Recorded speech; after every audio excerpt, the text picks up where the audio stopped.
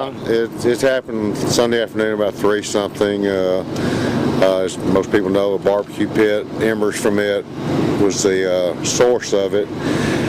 And it got out of control, the wind, it went through the tunnels of the fire forest and started fire. It just jumped in like an inferno, if you will. It just continued on through those forests we just came through at a fast speed.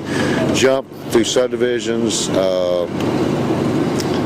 It was just like an inferno, raging inferno.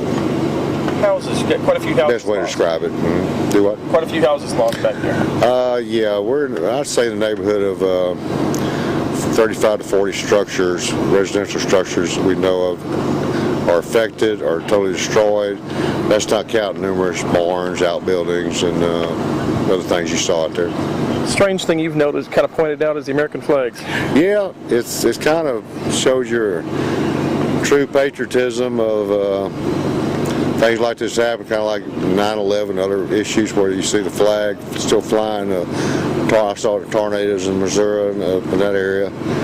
We saw 4 or 5 places totally burnt all around it, and their flags either still flying or burnt and tattered. But kind of gives you a little uplifting spirit, a little patriotism. All the firefighters and all commented on it, and others, and how reflective it is of the symbol of hope and in a tragedy like this.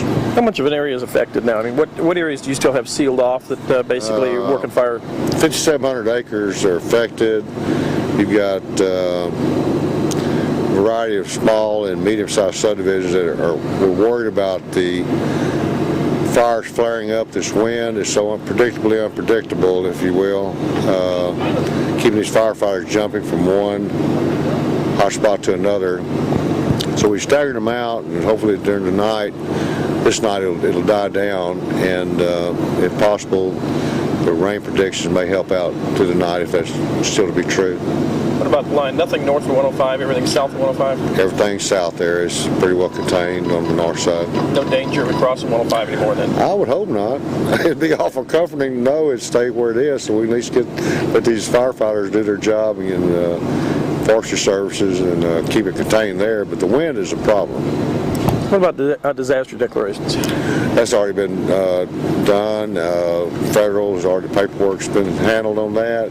So the victims, as processed right now, we're dealing with security of persons, keeping them safe, and protecting human life. Property, many of them devastated, are gone.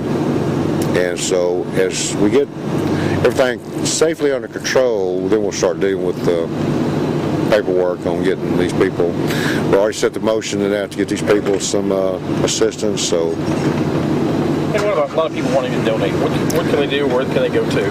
They can come up here to the command center, contact Red Cross has got some help up here. Friends of Grimes County organization, they call me. I'll be glad to get. We got some other sources that will be established probably tomorrow. In fact, I'm fixing to go to a meeting right now. We're going to have an assessment for tomorrow on that very topic.